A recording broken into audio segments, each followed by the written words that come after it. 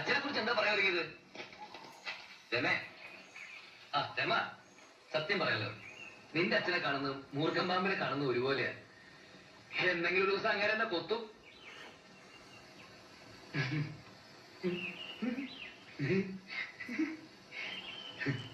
ഈ വിരൽത്തുമ്പിൽ പിടിച്ചുകൊണ്ട് എന്തെങ്കിലും ഒരു ദിവസം ഞാൻ നിന്റെ അച്ഛന്റെ മുന്നിലെത്തും. എന്നിട്ട് ആ മുഖത്ത് നോക്കി പറയും, അമ്മാവാ ഞാൻ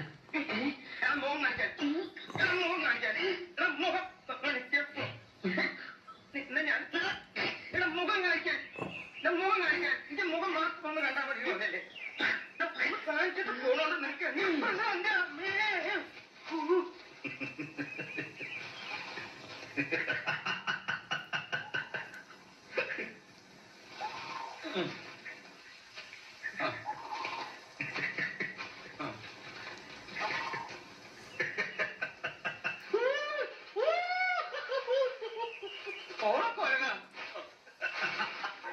വെളുത്ത നിറം എല്ലാം എഴുതി. വെളുത്ത നിറം, പൊക്കം 5 അടി 5 ഇഞ്ച്, വണ്ണം 36, അതീവ സുന്ദരി, സുശീല, വലിയ കണ്ണുകൾ, മധുര ഭാഷണം, നല്ല മുടി, BA ടൈപ്പ്റൈറ്റർ ഷോർട്ട് ഹാൻഡ് പഠിച്ചുകൊണ്ടിരിക്കുന്നു, ഈശ്വരഭക്തി. നിർത്ത്. അവളറിയോ? കണ്ടിട്ടുണ്ട്. എന്നാലും ഇത്ര വിശദമായി? അത് പിന്നെ വൈദ്യനെ കണ്ടാൽ അറിഞ്ഞൂടെ മകളുടെ ക്വാളിറ്റീസ്?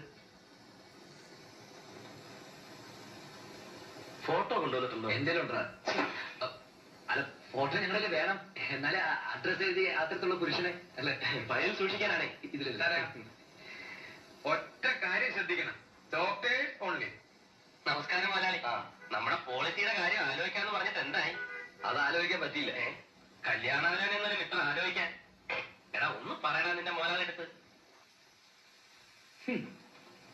മോലാളി, ഒരു ജീവൻ ദാനം എഴുതട്ടെ. ഇപ്പൊ വേണ്ട. എന്നാൽ കുട്ടികളുടെ പേരിൽ ഒരു ജീവൻ ബാല്യം എഴുതാം. അതൊക്കെ പിന്നെ ആലോചിക്കാം. ഞാൻ ജീവിച്ചിരിക്കുമ്പോ തന്നെ ആലോചിക്കണേ.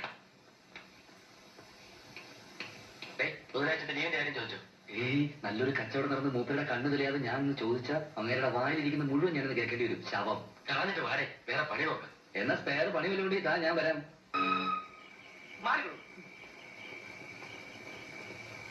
താൻ എന്റെ പിന്നാലെ കയറി നടക്കാണ്ട് അയാൾ വരുന്നുണ്ടോ? വരുന്നുണ്ടല്ലോ. വിവരം വല്ലതും അറിഞ്ഞോ കുഞ്ഞൂട്ടാ? അറിഞ്ഞു. ആ കുട്ടിക്ക് ഒരു തെറ്റ് പറ്റിയതാണെങ്കിൽ അത് ക്ഷമിക്കാൻ ഞാൻ തയ്യാറാണ്. അത് ക്ഷമിക്കാൻ ഞാൻ തയ്യാറാണ്. ഞാനല്ല, ഞാൻ. അതെ, തയ്യാറാണെന്ന്. പക്ഷെ ചുമ്മാ ഒരു തെറ്റ് പറ്റിയതല്ല. ദാമോദരൻ നമ്മളെ കല്യാണം കഴിച്ചു. കല്യാണം അതെങ്ങനെ താനിപ്പോ പറഞ്ഞത്? അതും റൈസ്. എന്താ അബദ്ധം ആ കുട്ടി കാട്ടിയത്? നല്ലൊരു നായർ തറവാട്ടിൽ ജനിച്ചു വളർന്ന കുട്ടി, നല്ലൊരു നായർ വീട്ടിൽ ജനിച്ചു വളർന്ന കുട്ടി ഇപ്പൊ ചെട്ടുകാരുടെ കട്ടില്ല.